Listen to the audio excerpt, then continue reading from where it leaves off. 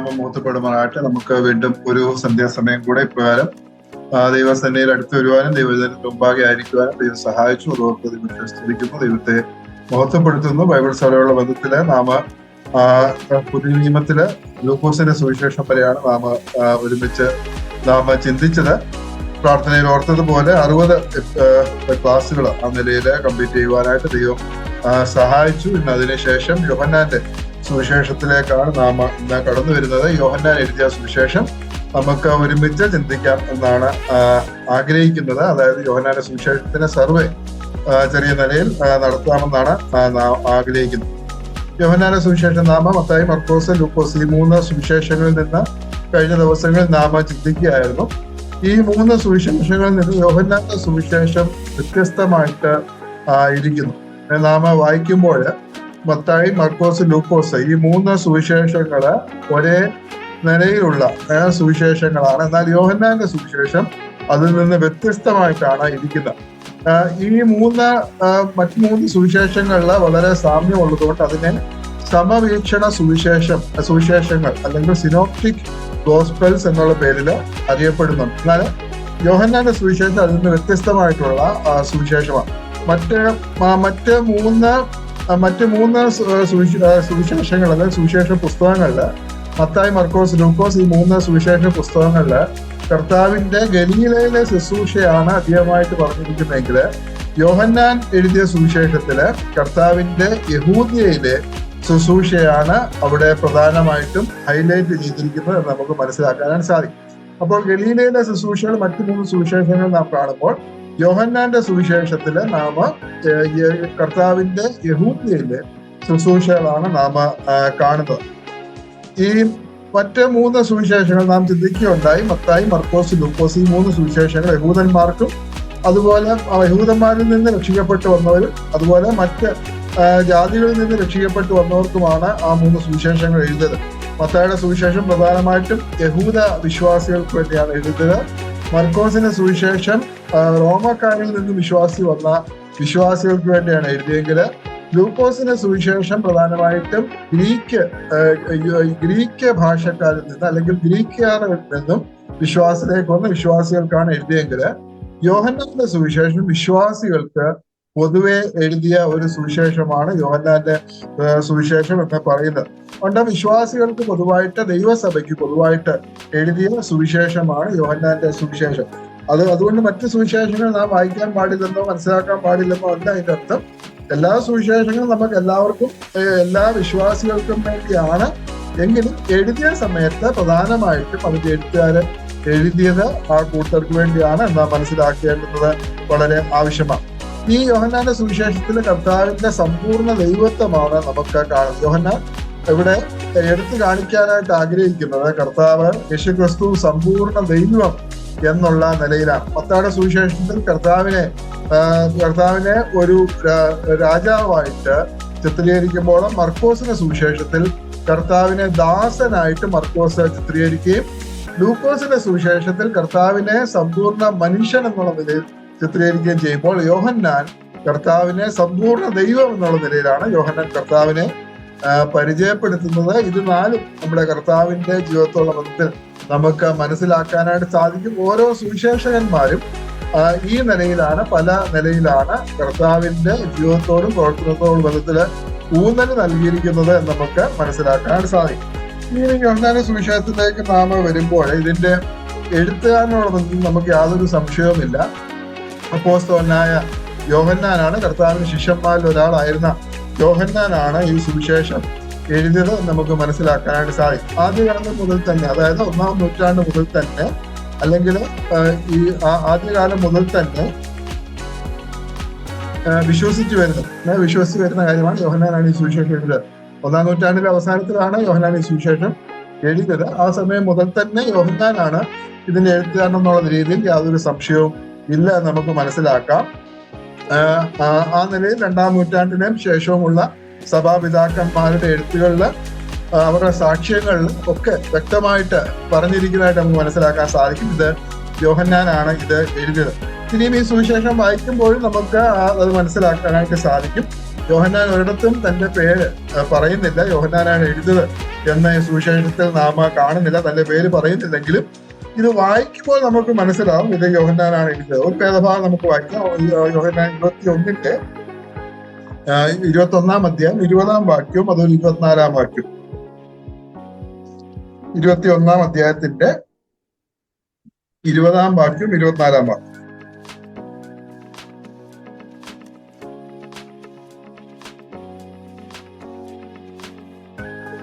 പത്രോസ് തിരിഞ്ഞ് യേശു സ്നേഹിച്ച ശിഷ്യൻ പിന്തുടരുന്നത് കണ്ടു. അത്താഴത്തിൽ അവനെ നെഞ്ചോട് ചാഞ്ഞുകൊണ്ട്, കർത്താവെ, നിന്നെ കാണിച്ചു കൊടുക്കുന്നവൻ ആര് എന്ന് ചോദിച്ചത് ഇവൻ തന്നെ. ഇത് യോഹന്നാൻ തന്നെ കുറിച്ച് തന്നെ പറയുന്ന കാര്യമാണ്. 24-ാം വാക്യത്തില് ഈ ശിഷ്യൻ ഇതിനെക്കുറിച്ച് സാക്ഷ്യം പറയുന്നവനും ഇത് എഴുതിയവനുമാകുന്നു, അവന്റെ സാക്ഷ്യം സത്യമെന്ന് ഞങ്ങൾ അറിയുന്നു. അപ്പോൾ ഈ ശിഷ്യൻ ആരാണ്? കർത്താവിന്റെ നെഞ്ചോട് അല്ലെങ്കിൽ കർത്താവിന്റെ നെഞ്ചോട് ചാഞ്ഞിരുന്ന ആ ശിഷ്യൻ ആണ് ഇത് എഴുതിയത് എന്ന് ഇവിടെ യോഹന്നാൻ പറയുന്നതായിട്ട് നമുക്ക് മനസ്സിലാക്കാൻ സാധിക്കും. നമുക്കറിയാം യോഹന്നാനാണ് കർത്താവിന്റെ മാറോട് ചേർന്നിരുന്ന ആ ശിഷ്യൻ എന്ന് നമുക്ക് മനസ്സിലാക്കാനായിട്ട് സാധിക്കും. ഈ സുവിശേഷം വായിക്കുമ്പോൾ നമുക്ക് മനസ്സിലാകുന്നത് ഇതിന്റെ എഴുത്തുകാരൻ ഒരു യഹൂദനായിരുന്നു എന്ന് നമുക്ക് മനസ്സിലാക്കാനായിട്ട് സാധിക്കും. ഇതിന്റെ എഴുത്തുകാരൻ ഒരു യഹൂദനായിരുന്നു. ഇതിനുള്ള ബന്ധത്തില് ചില കാര്യങ്ങള്, ചില തെളിവുകൾ നമുക്ക് നോക്കാം. 12-ാം അധ്യായം അതിന്റെ 40-ാം വാക്യം, 12-ാം അധ്യായം 40-ാം വാക്യം, 13-ാം അധ്യായം 18-ാം വാക്യം. കിട്ടുന്നവർ പെട്ടെന്ന് വായിച്ചാല് നമുക്ക് വളരെ വേഗം മുമ്പോട്ട് പോകാം. 12-ാം അധ്യായം 40-ാം വാക്യം. അവർ കണ്ണുകൊണ്ട് കാണുകയോ ഹൃദയം കൊണ്ട് ഗ്രഹിക്കുകയോ മനം തിരികയോ താൻ അവരെ സൗഖ്യമാക്കുകയോ ചെയ്യാതിരിക്കേണ്ടതിന് അവരുടെ കണ്ണ് അവൻ കുരുടരാക്കി ഹൃദയം തടിപ്പിച്ചിരുന്നു. ഇത് യെശയ്യാ പ്രവചനത്തിൽ നിന്ന് ഉള്ള ഒരു കൊട്ടേഷനാണ് നമുക്ക് കാണാൻ സാധിക്കും. അതുപോലെ 13-ാം അധ്യായം 18-ാം വാക്യം. ഇത് നിങ്ങൾ അറിയുന്നുവെങ്കിൽ 13-ന്റെ 18 നിങ്ങളെ എല്ലാവരെയും കുറിച്ച് പറയുന്നില്ല. ശരി, അതെ. ഞാൻ തിരഞ്ഞെടുത്തവരെ ഞാൻ അറിയുന്നു, എന്നാൽ എന്റെ അപ്പം തിന്നുന്നവൻ എന്റെ നേരെ കുതികാൽ ഉയർത്തിയിരിക്കുന്നു എന്നുള്ള തിരുവെഴുത്തിന് നിവർത്തി വരേണ്ടതാവുന്നു. അവിടെയും തിരുവെഴുത്തിന് പഴയ നിയമത്തിൽ നിന്നുള്ള ഉദ്ധരണി നമുക്ക് കാണാൻ സാധിക്കും. അതുപോലെ പലയിടത്ത് 19-ാം അധ്യായം 36, 37 ഈ വാക്യങ്ങളിലൊക്കെ പഴയ നിയമത്തിൽ നിന്നുള്ള ഉദ്ധരണികൾ നമുക്ക് കാണാനായിട്ട് സാധിക്കും. അപ്പോൾ അത് വ്യക്തമായിട്ട് അറിയാവുന്ന ഒരു വ്യക്തിയാണ് അത് എഴുതിയത് നമുക്ക് മനസ്സിലാക്കാം. അതുകൊണ്ട് ഇത് എഴുതിയത് ഒരു യഹൂദനായിരുന്നു. അതുപോലെ 10-ാം അധ്യായം 35-ാം വാക്യത്തിൽ നമ്മൾ വായിക്കുന്നത് തിരുവെഴുത്തിന് നീക്കം വന്നുകൂടായല്ലോ എന്ന് നമുക്ക് കാണാനായിട്ട് സാധിക്കും. അങ്ങനെ പഴയ നിയമത്തെ കുറിച്ച് നല്ല ഗ്രാഹ്യമുള്ള ഒരു വ്യക്തിയാണ് ഇത് എഴുതിയത്. അത് യോഹന്നാൻ സ്നാപകൻ തന്നെയാണ്, ഒരു യഹൂദനാണ് എന്ന് നമുക്ക് മനസ്സിലാക്കാനായിട്ട് സാധിക്കും. അത് മാത്രമല്ല, യഹൂദ പെരുന്നാളുകളെ കുറിച്ച്, പല പെരുന്നാളുകളെ കുറിച്ച് നമുക്ക് ഈ സുവിശേഷത്തിൽ കാണാനായിട്ട് സാധിക്കും. അപ്പോൾ പെരുന്നാളുകളെ കുറിച്ചുള്ള ഒരു പരിചയം ഇതിന്റെ എഴുത്തുകാരുണ്ടായിരുന്നതായിട്ട് നമുക്ക് കാണാം. 2-ാം അധ്യായം 13-ാം വാക്യം. 2-ാം അധ്യായം 13-ാം വാക്യം. യഹൂദന്മാരുടെ പെസഹ സമീപമായതുകൊണ്ട്. പിന്നെ അതുപോലെ അതിന്റെ 23-ാം വാക്യം, അവിടെയും പെസഹ പെരുന്നാളിനെ കുറിച്ച് നമുക്ക് കാണാൻ സാധിക്കും.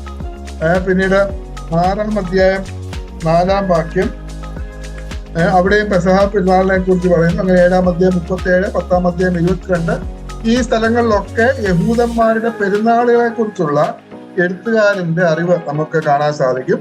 അത് മാത്രമല്ല, യഹൂദന്മാരുടെ ശുദ്ധീകരണ നിയമങ്ങള്, യഹൂദന്മാരുടെ ശവസംസ്കാര രീതികള് എന്നിവയെ കുറിച്ചുള്ള വ്യക്തമായിട്ടുള്ള അറിവും ഇതിന്റെ ലേഖകന് ഉണ്ടായിരുന്നതായിട്ട് നമുക്ക് മനസ്സിലാക്കാനായിട്ട് സാധിക്കും. ഇപ്പോൾ ഈ തെളിവുകളുടെ ഒക്കെ അടിസ്ഥാനത്തിൽ നമുക്ക് മനസ്സിലാക്കാൻ സാധിക്കുന്നത്, ഒന്നാമതായിട്ട് ഇതിൽ എഴുത്താൻ ഒരു യഹൂദനായിരുന്നു.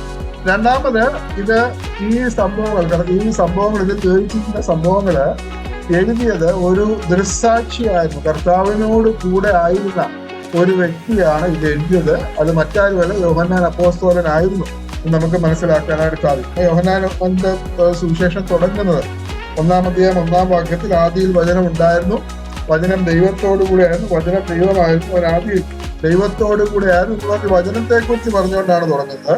എന്നിട്ട് 1-ാം അധ്യായം 14-ാം വാക്യത്തിൽ നമ്മൾ വായിക്കുന്നത്, വചനം ജഡമായി തീർന്നു, കൃപയും സത്യവും നിറഞ്ഞവനായി നമ്മുടെ ഇടയിൽ പാർത്തു.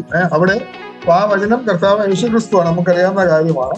ആ വചനം വചനം ജഡമായി തീർന്ന് കൃപയും സത്യം നിറഞ്ഞ നമ്മുടെ ഇടയിൽ പാർത്തു എന്ന് അവിടെ യോഹന്നാൻ വ്യക്തമായിട്ട് പറയുന്നതായിട്ട് നമുക്ക് കാണാനായിട്ട് സാധിക്കും. അതുപോലെ 19-ാം അധ്യായം 35-ാം വാക്യം, 19-ാം അധ്യായം 35-ാം വാക്യം.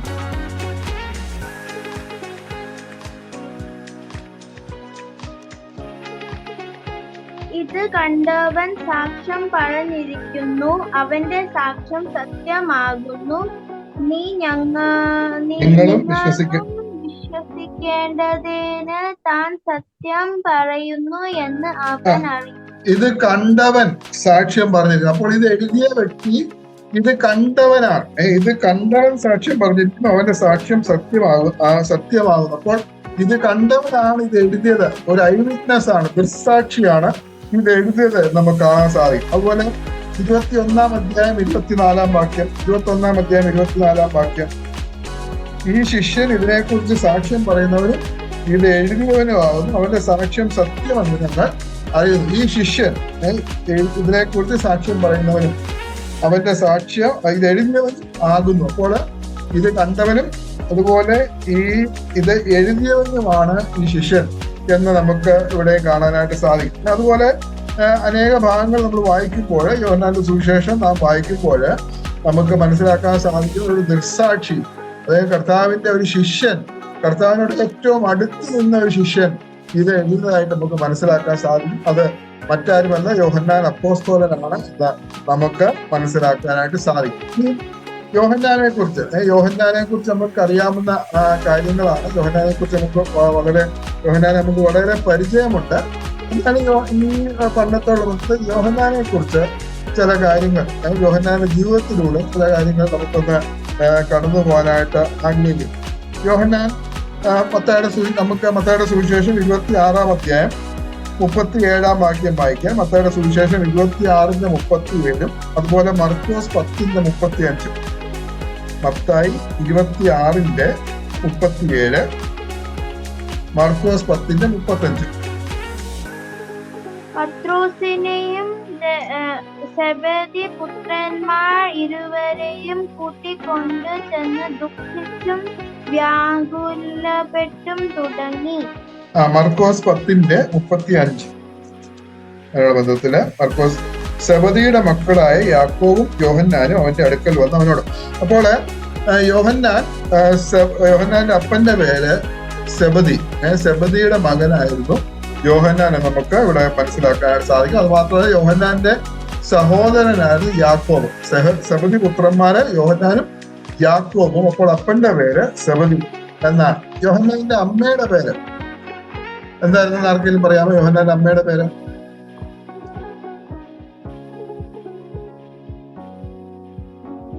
അപ്പന്റെ പേര് സെബദി, അമ്മയുടെ പേര്?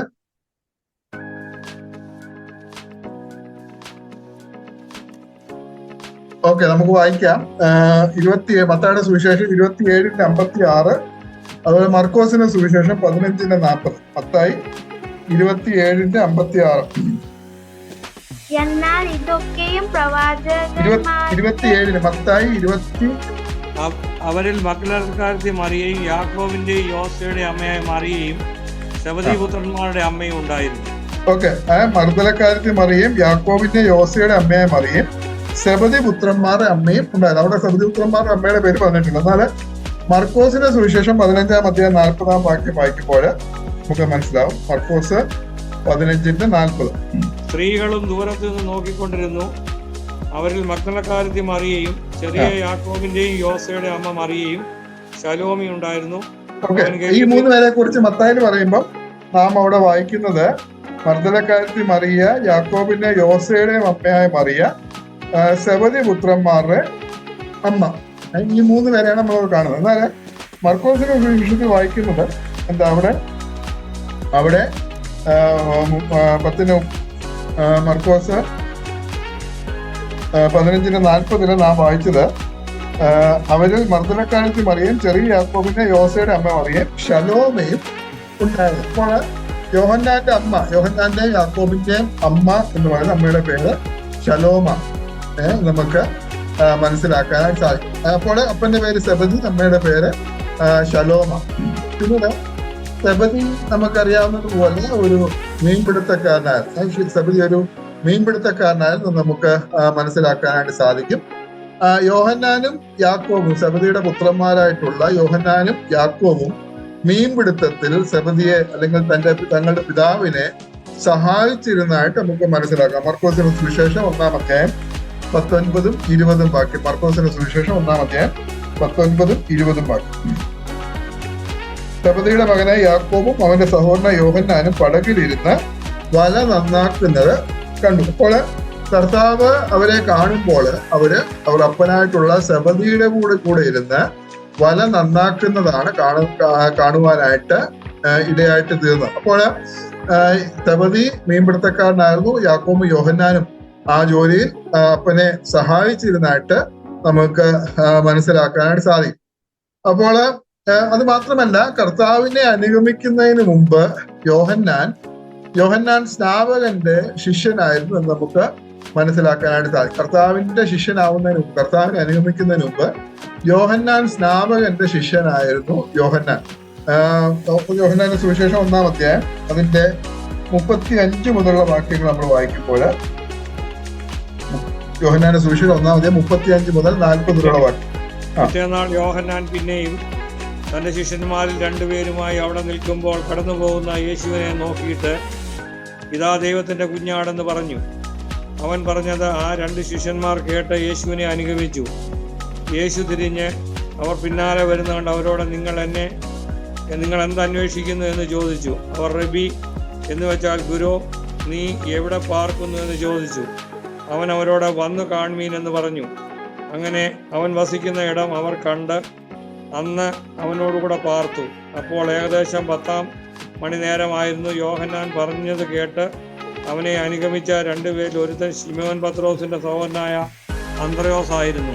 ഇവിടെ യോഹന്നാൻ സ്നാപകന്റെ 2 ശിഷ്യന്മാര് കർത്താവിന്റെ പിന്നാലെ ചെല്ലുന്ന നമുക്ക് കാണാൻ സാധിക്കും. അതിൽ ഒരാളുടെ പേര് ഇവിടെ പറഞ്ഞിട്ടുണ്ട്, പത്രോസിന്റെ സഹോദരനായിട്ടുള്ള അന്ത്രയോസാണ്. എന്നാൽ മറ്റേ ആള് അത് യോഹന്നാൻ ആയിരുന്നു നമുക്ക് മനസ്സിലാക്കാം. കാരണം യോഹന്നാന്റെ പേര് അവിടെ പറഞ്ഞിട്ടില്ല. യോഹന്നാന്റെ പേര് ഈ സുവിശേഷത്തിലൊന്നും യോഹന്നാൻ ആ നിലയിൽ പറയുന്നതായിട്ട് അമ്മ കാണുന്നില്ല. അതുകൊണ്ട് അത് യോഹന്നാൻ തന്നെ ആയിരുന്നു നമുക്ക് മനസ്സിലാക്കാനായിട്ട് സാധിക്കും. എന്നാലും കർത്താവുമായിട്ടുള്ള ആ കൂടിക്കാഴ്ചയ്ക്ക് ശേഷം അന്ത്രയോസിനോട് ചേർന്ന് കർത്താവിന്റെ പിന്നാലെ പോയി. എന്നാൽ ആ കൂടിക്കാഴ്ചയ്ക്ക് ശേഷം യോഹന്നാൻ വീണ്ടും തന്റെ പഴയ പണിയിലേക്ക്, അല്ലെങ്കിൽ മീൻപിടുത്തത്തിലേക്ക്, അല്ലെങ്കിൽ അപ്പനെ സഹായിക്കുന്നതിലേക്ക് മടങ്ങിപ്പോയതായിട്ട് നമുക്ക് മനസ്സിലാക്കാനായിട്ട് സാധിക്കും. ആ സമയത്താണ് കർത്താവ് യാക്കോബിനെ യോഹന്നാനെയും തന്നെ അനുഗമിക്കുവാനായിട്ട് വിളിക്കുന്നത്. മത്തായിയുടെ സുവിശേഷം 4-ാം അധ്യായം 21-22 വാക്യം. മത്തായിയുടെ സുവിശേഷം 4-ാം അധ്യായം 21-22.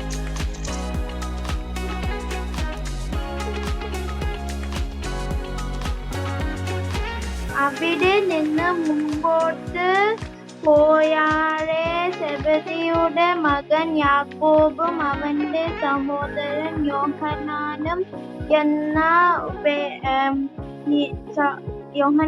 എന്ന വേറെ 2 സഹോദരന്മാർ പടകിൽ ഇരുന്ന് അപ്പനായ സെബദിയുമായി വല നന്നാക്കുന്നത് കണ്ട് അവരെയും വിളിച്ചു. അവരും ഉടനെ പടകിനെയും അപ്പനെയും വിട്ട് അവനെ അനുഗമിച്ചു. ഓക്കെ, അവിടെ അവരെ വിളിക്കാനായിട്ട് കർത്താവ് സെബദിയോടുകൂടി ഇരുന്ന് വല നന്നാക്കുന്ന അവിടെ നിന്നും കർത്താവ് അവരെ വിളിക്കുന്നതായിട്ട് നമുക്ക് കാണാം. അവിടെ ഉപേക്ഷിച്ച് കർത്താവിനെ അനുഗമിക്കും നമുക്ക് കാണാം. മർക്കോസിന്റെ സുവിശേഷത്തിനും അതേ കാര്യം നമുക്ക് കാണാൻ സാധിക്കും. 1-ാം അധ്യായം 19-20 വാക്യങ്ങൾ വായിക്കുമ്പോൾ 20-ാം വാക്യത്തിൽ നമ്മളത് വായിക്കുന്നത്, അവർ അപ്പനായ സെബദിയെ കൂലിക്കാരോടുകൂടെ പടകിൽ വിട്ടു അവനെ അനുഗമിച്ചു. അപ്പോൾ അപ്പനെയും അല്ലെങ്കിൽ പടകിനെയും ഒക്കെ കൂലിക്കാരെയും ഒക്കെ വിട്ട് കർത്താവിനെ അനുഗമിക്കുന്നത് നമുക്ക് ഇവിടെ മനസ്സിലാക്കാനായിട്ട് സാധിക്കും. അപ്പോൾ യോഹന്നാന് കർത്താവിൽ വരുന്നതിന് മുമ്പ് തന്റെ അപ്പനെ സഹായിക്കാതെ, അല്ലെങ്കിൽ മീൻപിടുത്തത്തില് അപ്പനെ സഹായിക്കും നമുക്ക് കാണാനായിട്ട് സാധിക്കും.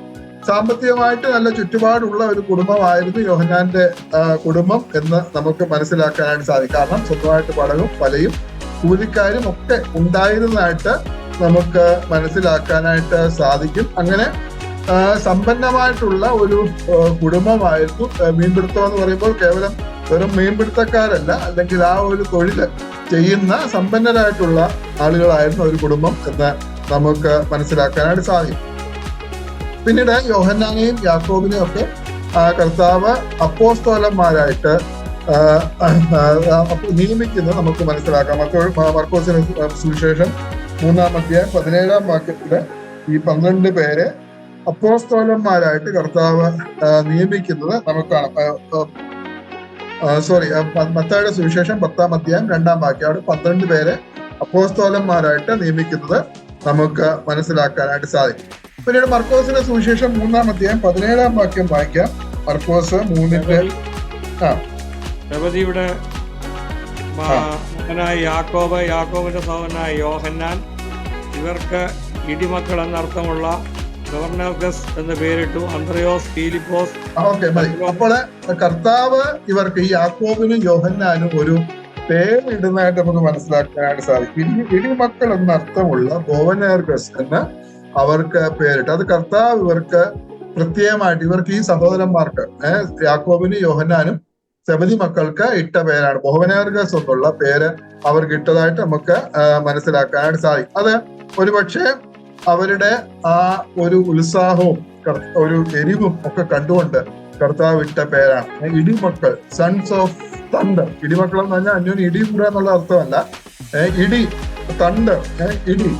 അപ്പോൾ സൺസ് ഓഫ് തണ്ടർ എന്നുള്ള അർത്ഥം, അതായത് ഇടിമക്കൾ എന്നുള്ള പേരില് ബോവനേർഗസ് എന്ന് അവർക്ക് പേരിടുന്നതായിട്ട് മനസ്സിലാക്കാം. ലൂക്കോസിന്റെ സുവിശേഷം 9-ാം അധ്യായം 53-54 വാക്യങ്ങൾ വായിക്കുമ്പോൾ, ലൂക്കോസിന്റെ സുവിശേഷം 9-ാം അധ്യായം 53-54.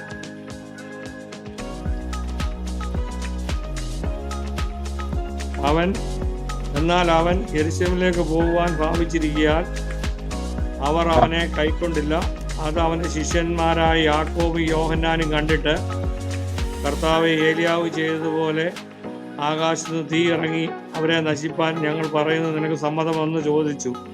അവൻ ഇവിടെ കർത്താവിനോട് പറയാണ്. കർത്താവിനെ ചിലര് വിശ്വസിക്കുക, അല്ലെങ്കിൽ കർത്താവിനെ ചിലര് കൈക്കൊണ്ടില്ല. അപ്പോൾ അവർ യാക്കോബും യോഹന്നാനും കർത്താവിന്റെ അടുക്കൽ നിന്ന് പറയുകയാണ്, ഏലിയാവ് ചെയ്തതുപോലെ ആകാശത്ത് തീ ഇറങ്ങി അവരെ നശിപ്പിപ്പാൻ ഞങ്ങൾ പറയുന്നത് നിങ്ങൾക്ക് സമ്മതമോ? അപ്പോൾ ആ നിലയിൽ വളരെ എരിവോടെ കർത്താവിൽ വിശ്വസിക്കാത്തവരെ ആകാശത്ത് നിന്ന് തീ ഇറങ്ങി യഥാർത്ഥത്തിൽ ഇടിവെട്ടി അവര് മരിച്ചു പോകണം, അല്ലെങ്കിൽ അവരെ നശിപ്പിക്കണം എന്നാഗ്രഹം, അല്ലെങ്കിൽ അത്രമാത്രം ഒരു വളരെ എരിവോടെ അല്ലെങ്കിൽ കർത്താവിനെ പിൻപറ്റിയത് കൊണ്ടായിരിക്കാം അവർക്ക് ഇടിമക്കൾ എന്നുള്ള പേര്, അല്ലെങ്കിൽ ബോവനേർഗസ് എന്നുള്ള പേര് കർത്താവ് അവരെ ഇട്ടത്, ആ നിലയിൽ അവരെ വിളിച്ചത് എന്ന് നമുക്ക് മനസ്സിലാക്കാനായിട്ട് സാധിക്കും.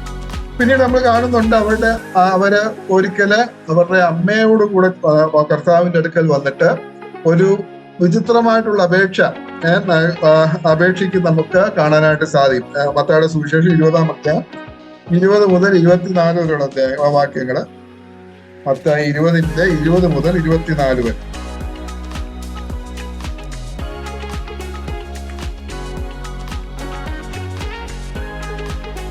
അന്ന് സെബദി പുത്രന്മാരുടെ അമ്മ പുത്രന്മാരുമായി അവന്റെ അടുക്കൽ വന്ന് നമസ്കരിച്ച് അവനോട് ഒരു അപേക്ഷ കഴിച്ചു.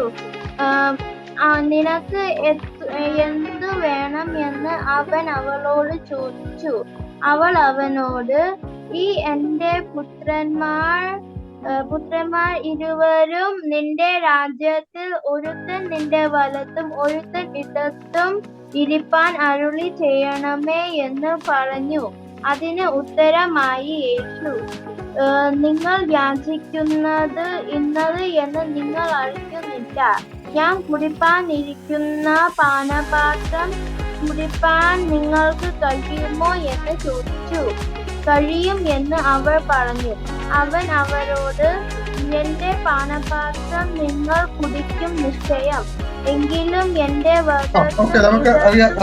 നമുക്കറിയാവുന്ന ഭാഗമാണ് സെബദീപുത്രന്മാരുടെ അമ്മ ഇവരെയും കൊണ്ട് സെബദീപുത്രന്മാരെയും കൊണ്ട് കർത്താവിന്റെ അടുക്കൽ. മർക്കോസിന്റെ സുവിശേഷം 10-ാം അധ്യായം 35 മുതലുള്ള വാക്യങ്ങൾ നമുക്ക് ഇതേ സംഭവം നമുക്ക് കാണാനായിട്ട് സാധിക്കും. അപ്പോൾ സെബദീപുത്രന്മാരുടെ അമ്മ അവരുടെ അടുക്കൽ വന്നിട്ട് അത് നമസ്കരിച്ച് അവരോട് പറഞ്ഞത്, ഈ എന്റെ പുത്രന്മാർ ഇരുവരും നിന്റെ രാജ്യത്തിൽ ഒരുത്തൻ നിന്റെ വലത്തും ഒരുത്തൻ ഇടത്തും ഇരിപ്പാൻ അരുളി ചെയ്യണമേ എന്ന് പറഞ്ഞു. അപ്പോൾ കർത്താവ് മഹത്വത്തിൽ വരുമ്പോൾ പിന്നെ രാജ്യത്തിൽ കർത്താവിന്റെ രാജ്യത്തില് യാക്കോബും യോഹന്നാൻ ഒരാളിടത്തും ഒരാള് വലത്തും ഇരിക്കാനുള്ള വരം നൽകണം എന്ന് കർത്താവിനോട് അപേക്ഷിക്കുന്നത് നമുക്ക് കാണാനായിട്ട് സാധിക്കും. അവിടെ കർത്താവ് അവരെ ഒരു വ്യക്തമായിട്ടൊരു പാഠം തുറന്ന് പഠിപ്പിക്കുന്നുണ്ട്.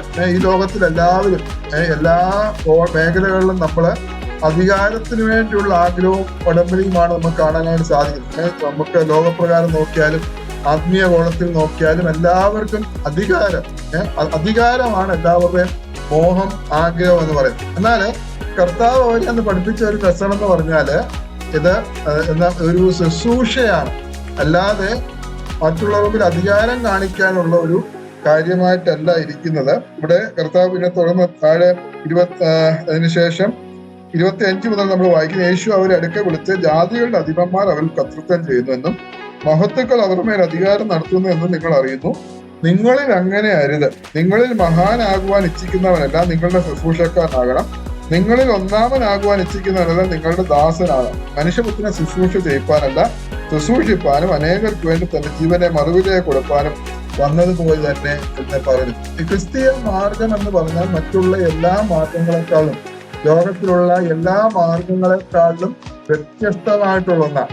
മറ്റു മാർഗങ്ങളല്ല, മറ്റെല്ലാവരും അധികാരത്തിന് വേണ്ടി മോഹിക്കുകയും അധികാരം ആഗ്രഹിക്കുകയും ചെയ്യുമ്പോൾ ഇവിടെ കർത്താവ് അവരോട് പറയുന്നത്, നിങ്ങൾ മഹാനാകുവാൻ ആഗ്രഹിക്കുന്നവരെല്ലാം നിങ്ങളുടെ ശുശ്രൂഷക്കാരനാകണം. ഒന്നാമനാകാൻ ഇച്ഛിക്കുന്നവൻ നിങ്ങളുടെ ദാസനാകണം. അപ്പോൾ ദാസനായി ശുശ്രൂഷക്കാരനായിട്ടുള്ള ഒരു ശുശ്രൂഷയാണ്, ആ ശുശ്രൂഷകളാണ് കർത്താവ് വെച്ചിട്ടുള്ളത് എന്ന് നമുക്ക് മനസ്സിലാക്കാനായിട്ട് സാധിക്കും. അതുകൊണ്ട് എല്ലാ കാര്യങ്ങളും ക്രിസ്തീയ ശുശ്രൂഷകൾ എന്ന് പറഞ്ഞാല് അത് ദാസനായിട്ടിരുന്നോണ്ടുള്ള ഒരു ശുശ്രൂഷയാണ്.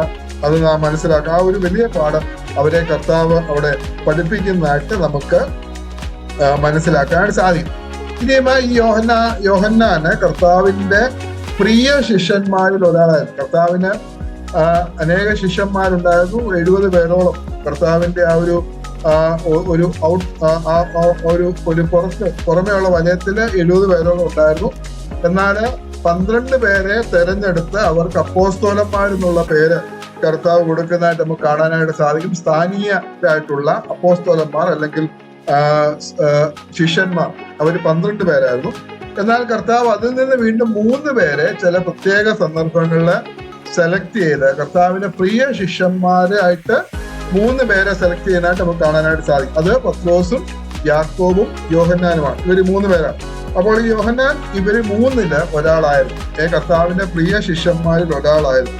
3 സന്ദർഭങ്ങളിലാണ് അങ്ങനെ പ്രത്യേകമായിട്ട് കർത്താവിനോട് ഒരുമിച്ച് ആയിരിക്കുവാനുള്ള ഭാഗ്യം ഇവർക്ക് ഉണ്ടായത്.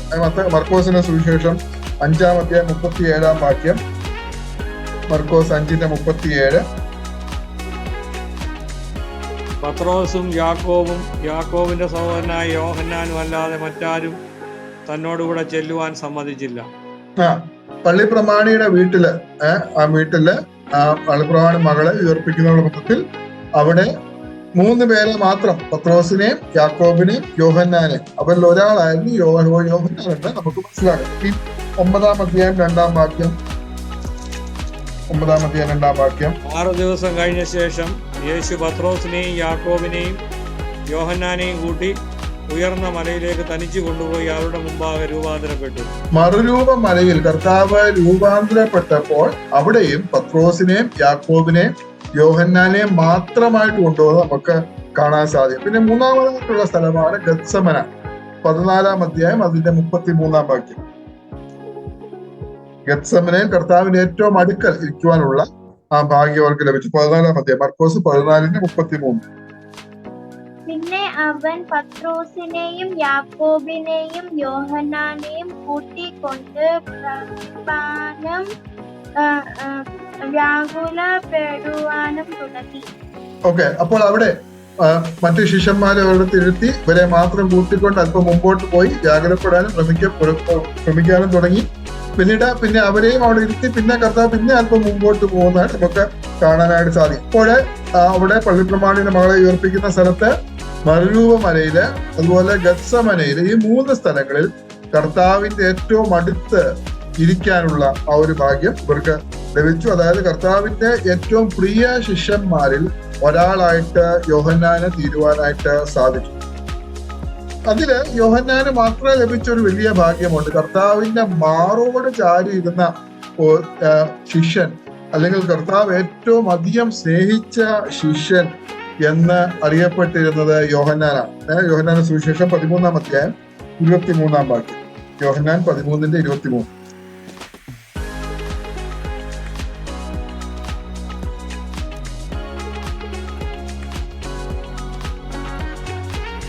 യേശു സ്നേഹിച്ച ഒരുത്തൻ യേശുവിന്റെ മാർവിടത്ത് ചാരിക്കൊണ്ടിരുന്നു. യേശു സ്നേഹിച്ച ഒരുത്തൻ യേശുവിന്റെ മാറുവിടത്ത് ചാരിക്കൊണ്ടിരുന്നു. അത് യോഹന്നാനായിരുന്നു. യേശുവിന്റെ മാറോട് ചാരിയിരുന്ന ഒരു ശിഷ്യനായിരുന്നു യോഹന്നാൻ എന്ന് പറയുന്നത്. ഒരു പക്ഷേ ഞാൻ വിചാരിക്കുന്നത് ശിഷ്യന്മാരിൽ ഏറ്റവും പ്രായത്തിൽ ഇളയത് ഒരുപക്ഷെ യോഹന്നാൻ ആയിരിക്കാം. അതുകൊണ്ട് തന്നെ കർത്താവിന്റെ ഒരു പ്രത്യേക ഒരു സ്നേഹവും അഫെക്ഷനും യോഹന്നാന് ലഭിക്കുവാനായിട്ട് ഇടയായിരുന്നു തീർന്നു. അപ്പോൾ കർത്താവ് ശിഷ്യന്മാർ എവിടെ ഇരുന്നാലും ഏറ്റവും അടുത്ത്, കർത്താവിനോട് ഏറ്റവും അടുത്ത്, കർത്താവിന്റെ മാറോട് ചേർന്ന് ഇരിക്കുവാനുള്ള ഒരു ഭാഗ്യം യോഹന്നാന് ലഭിച്ചായിട്ട് നമുക്ക് കാണാനായിട്ട് സാധിക്കും. അപ്പോൾ കർത്താവിന്റെ സ്നേഹം ആഗോളം അനുഭവിക്കാനുള്ള ഭാഗ്യം യോഹന്നാന് ലഭിച്ചു. കർത്താവിന്റെ ശരീരത്തിന്റെ ആ ചൂട് ലഭിക്കുവാനായിട്ട്, മനസ്സിലാക്കുവാനായിട്ട്, കർത്താവിന്റെ ഹൃദയത്തിന്റെ ആ താളം, ഹാർട്ട് ബീറ്റ് വരെ കേൾക്കുവാനുള്ള അത്രമാത്രം കർത്താവിനോട് ചേർന്ന, അല്ലെങ്കിൽ കർത്താവിന്റെ മാറോട് ചേർന്നിരുന്ന ഒരു യോഹന്നാൻ. മറ്റ് ശിഷ്യന്മാരെക്കാൾ അധികം കർത്താവിന് പ്രത്യേക സ്നേഹവും അഫെക്ഷനും യോഹന്നാനോട് ഉണ്ടായിരുന്നതായിട്ട് നമുക്ക് കാണാൻ സാധിക്കും. ആ യോഹന്നാനാണ് പിന്നീട് സ്നേഹത്തിന്റെ അപ്പോസ്തലനായിട്ട് തീർന്നത്. കർത്താവിൽ നിന്ന് സ്നേഹം ആവോളം അനുഭവിച്ച ഒരു ശിഷ്യനായിരുന്നു യോഹന്നാൻ. അപ്പോൾ ആ സ്നേഹം അനുഭവിച്ച താന് സ്നേഹത്തിന്റെ അപ്പോസ്തലനായിട്ട്, തന്റെ എഴുത്തുകളിലും ലേഖനങ്ങളിലും ഒക്കെ സ്നേഹത്തിന്റെ അപ്പോസ്തലനായിട്ട് യോഹന്നാൻ തീരുവാനായിട്ട് ഇടയായിട്ട് തീർന്നു. അപ്പോൾ പിന്നീട് ലൂക്കോസിന്റെ സുവിശേഷം 22-ാം അധ്യായം 8-ാം വാക്യവും വായിക്കാം. ലൂക്കോസിന്റെ സുവിശേഷം 22:8.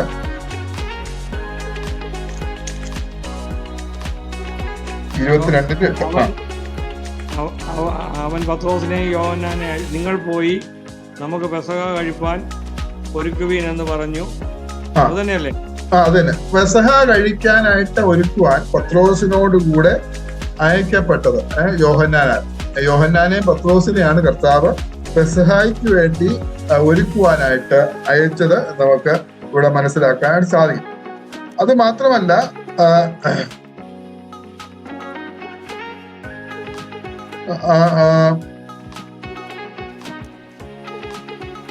കർത്താവിന്റെ ക്രൂശ് വരെയും, ക്രൂശിന്റെ ഏറ്റവും അടുത്ത് വരെ കർത്താവിനെ അനുഗമിച്ച ഒരു ശിഷ്യനാണ് യോഹന്നാൻ. മറ്റു ശിഷ്യന്മാരൊക്കെ കർത്താവിനെ വിട്ട് ചെതറി ഓടിപ്പോയി. പത്രോസ് ആ മഹാപുരോഹിതന്റെ നടുമുറ്റം വരെയും, അല്ലെങ്കിൽ അരമന വരെയും പത്രോസ് കർത്താവിനെ അനുഗമിച്ച് നമുക്ക് കാണാനായിട്ട് സാധിക്കും. എന്നാൽ കർത്താവിന്റെ ക്രൂശിന്റെ അടുത്ത് വരെ കർത്താവിനെ അനുഗമിച്ച ശിഷ്യനാണ് യോഹന്നാൻ എന്ന് പറയുന്നത്. യോഹന്നാന്റെ സുവിശേഷം 18-ാം അധ്യായം അതിന്റെ 15-ാം വാക്യം. 18-ാം അധ്യായം 15-ാം വാക്യം. ശിമോൻ പത്രോസ് മറ്റൊരു ശിഷ്യനും യേശുവിന്റെ പിന്നാലെ ചെന്നു. ആ ശിഷ്യൻ മറ്റ് മഹാപുരോഹിതന്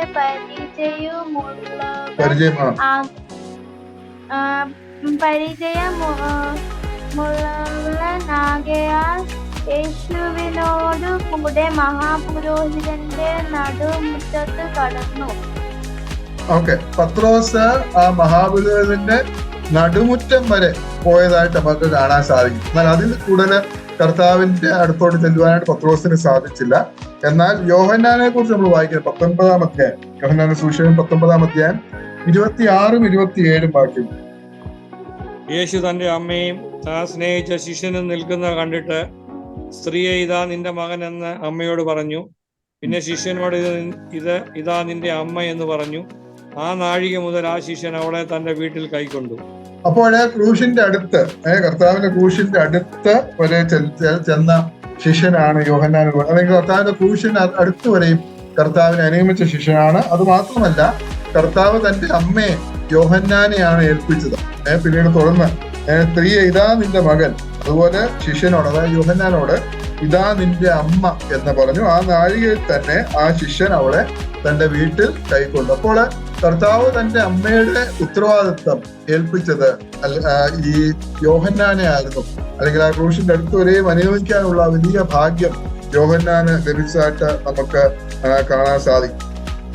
പിന്നീട് കർത്താവിന്റെ ഉയർത്തെഴുന്നേൽപ്പിന് ശേഷം പത്രോസിനോടുകൂടെ കർത്താവിന്റെ ആ കല്ലറയിലേക്ക് ഓടിയ ശിഷ്യനായിരുന്നു യോഹന്നാൻ. 20-ാം അധ്യായത്തിലേക്ക് നമ്മൾ വരുമ്പോൾ, യോഹന്നാന്റെ സുവിശേഷം 20-ാം അധ്യായത്തിലേക്ക് വരുമ്പോൾ അവിടെ നാം വായിക്കുന്നത് ഒന്നാം വാക്യം മുതൽ, ആഴ്ചവട്ടം 1-ാം നാൾ മർദ്ദലക്കാരത്തി മറിയ രാവിലെ ഇരുട്ടുള്ളപ്പോൾ തന്നെ കല്ലറക്കൽ ചെന്ന് കല്ലറവായിരുന്ന കല്ല് നീങ്ങിയിരിക്കുന്ന കണ്ടു. അവൾ ഓടി ശീമോൻ പത്രോസിന്റെയും യേശുവിന്റെ പ്രിയനായ മറ്റേ ശിഷ്യന്റെയും അടുക്കൽ ചെന്നു. കർത്താവിനെ കല്ലറയിൽ നിന്ന് എടുത്തുകൊണ്ടുപോയി അവനെ എവിടെ വെച്ചു എന്ന് ഞങ്ങൾ അറിയുന്നില്ല എന്ന് അവരോട് പറഞ്ഞു. അതുകൊണ്ട് പത്രോസും മറ്റേ ശിഷ്യനും പുറപ്പെട്ട് കല്ലറക്കൽ ചെന്നു. അപ്പോൾ പത്രോസും യോഹന്നാനും കൂടെയാണ് കല്ലറക്കൽ പോയത്.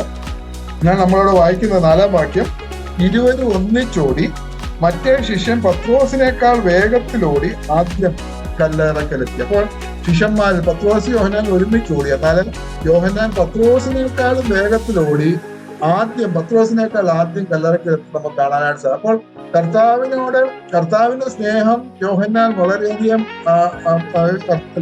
യോഹന്നാന് ലഭിച്ചു.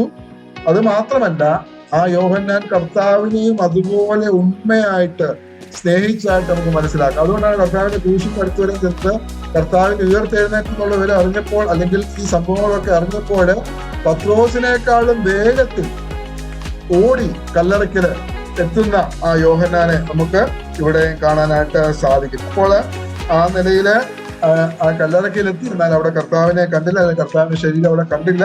പിന്നീട് ശിഷ്യന്മാർക്ക് കർത്താവ് അന്ന് വൈകുന്നേരം പ്രത്യക്ഷനാകുന്ന നമുക്ക് കാണാം. 19 വാക്യങ്ങളില് ആഴ്ചവട്ടത്തിന് 1-ാം നാൾ ആയ ആ ദിവസം നേരം വൈകിയപ്പോൾ ശിഷ്യന്മാരുന്ന സ്ഥലത്ത് യഹൂദന്മാരെ പേടിച്ച് വാതിൽ അടച്ചിരിക്കും. യേശു വന്ന് നടുവിൽ നിന്നുകൊണ്ട് നിങ്ങൾക്ക് സമാധാനം എന്ന് അവരോട് പറഞ്ഞു. അപ്പോൾ കർത്താവിന് അന്ന് വൈകുന്നേരം കർത്താവ് അവർക്ക് പ്രത്യക്ഷനാകുന്ന ആ മനോഹരമായിട്ടുള്ള കാഴ്ച നമുക്ക് കാണാനായിട്ട് സാധിക്കും. പിന്നീട് അതിനുശേഷം അപ്പോസ്തല പ്രവൃത്തിയിലേക്ക് വരുമ്പോൾ പലപ്പോഴും പെന്തക്കോസ്തിന് ശേഷം പത്രോസിനോട് കൂടെ യോഹന്നാനെ നമുക്ക് കാണാനായിട്ട് സാധിക്കും. പല പ്രത്യേക സന്ദർഭങ്ങളിലും പത്രോസിനോട് കൂടെ യോഹന്നാനെ നമുക്ക് കാണാൻ സാധിക്കും. 3-ാം അധ്യായം അപ്പോസ്തല പ്രവൃത്തി 3-ാം അധ്യായം 1-ാം വാക്യം,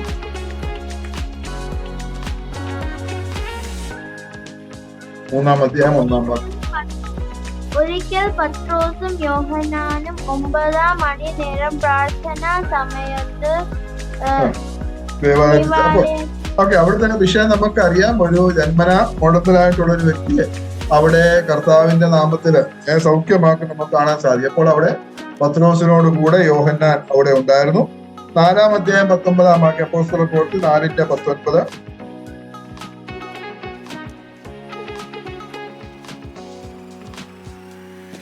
അതിന് പത്രോസും യോഹന്നാനും ദൈവത്തെക്കാൾ അധികം നിങ്ങളെ അനുസരിക്കുന്നത് ദൈവത്തിന്റെ മുമ്പാകെ ന്യായമോ എന്ന് വിധിപ്പിൻ. അതുപോലെ 8-ാം അധ്യായം 14-ാം വാക്യം അപ്പോസ്തല പ്രവൃത്തി 8:14.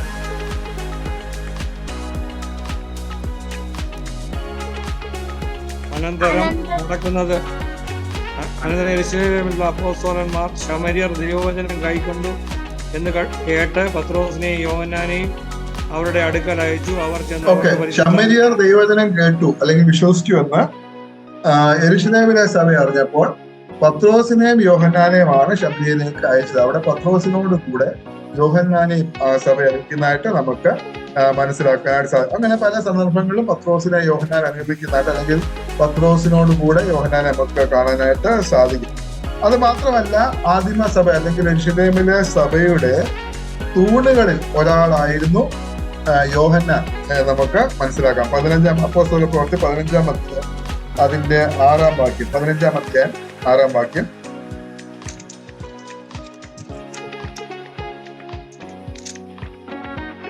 ഓക്കെ. ഈ ഈ സംഗതിയെ കുറിച്ച് വിചാരിപ്പാൻ അപ്പോസ്തലന്മാരും മൂപ്പന്മാരും വന്നുകൂടി. ഓക്കെ, അപ്പോസ്തലന്മാരും മൂപ്പന്മാരും വന്നുകൂടി. അപ്പോൾ ഗലാത്യലേഖനം 2-ാം അധ്യായം 9-ാം വാക്യം. ഗലാത്യലേഖനം 2-ാം അധ്യായം 9-ാം വാക്യം.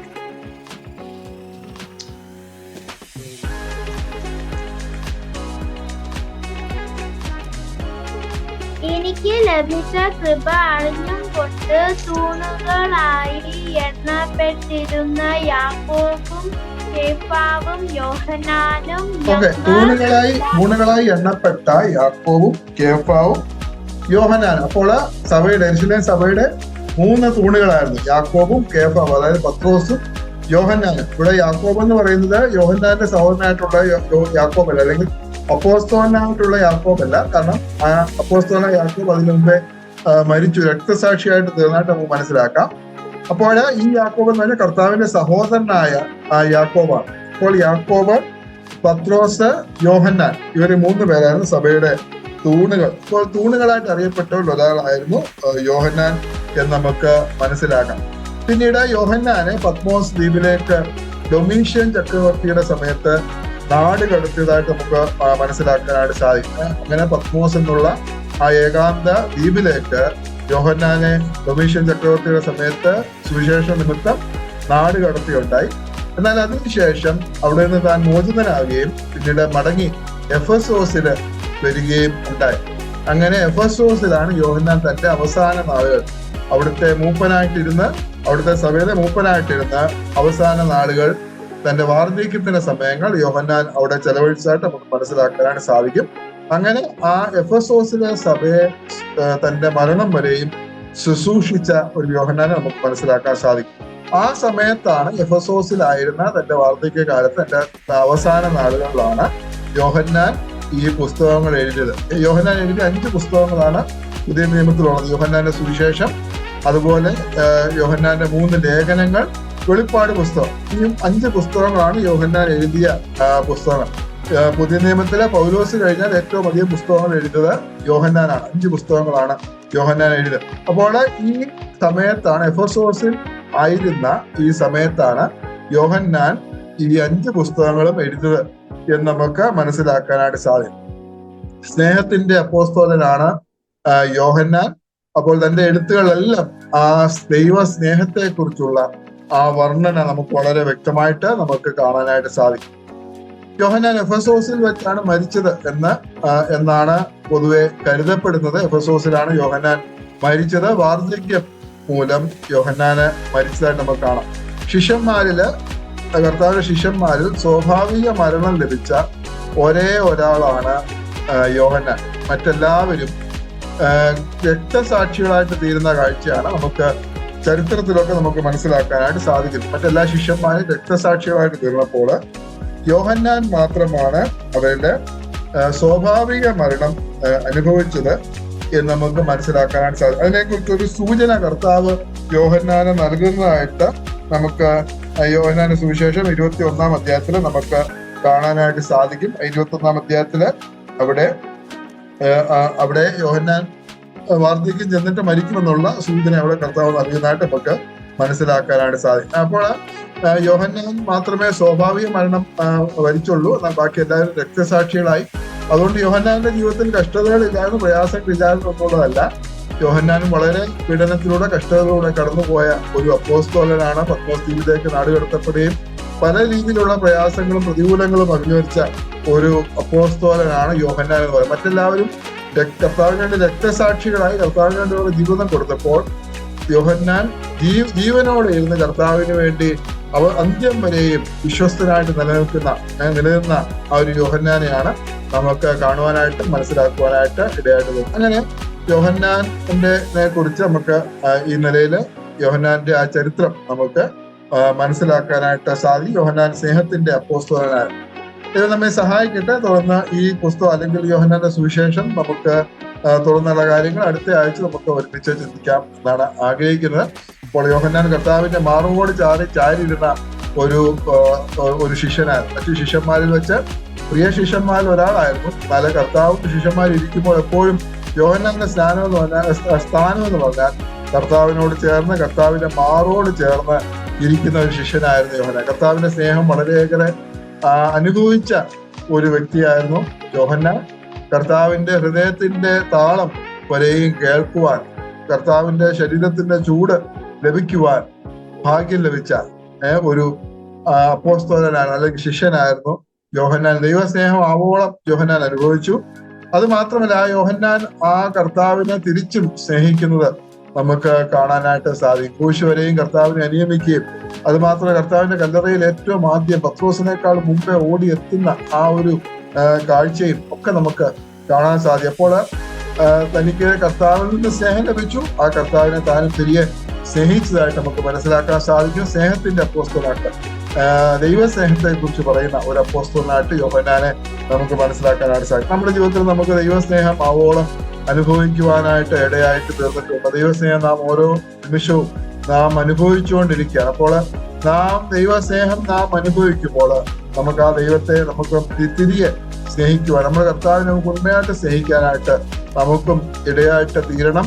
ദൈവസ്നേഹം നമുക്ക് ലഭിച്ചു. ആ ദൈവത്തെ നാമും ഉണ്മയായിട്ട് സ്നേഹിക്കുകയും, അത് മാത്രമല്ല നാം മറ്റുള്ളവരെയും, നമ്മുടെ സഹോദരവർഗത്തെ മറ്റുള്ളവരെയും ആത്മാർത്ഥമായിട്ട് സ്നേഹിക്കുവാനായിട്ട് നമുക്കും ഇടയാകണം. അതിന് ദൈവം നമ്മെ സഹായിക്കട്ടെ. ദൈവത്തിന്റെ വലിയ നാമം മഹത്വപ്പെടും.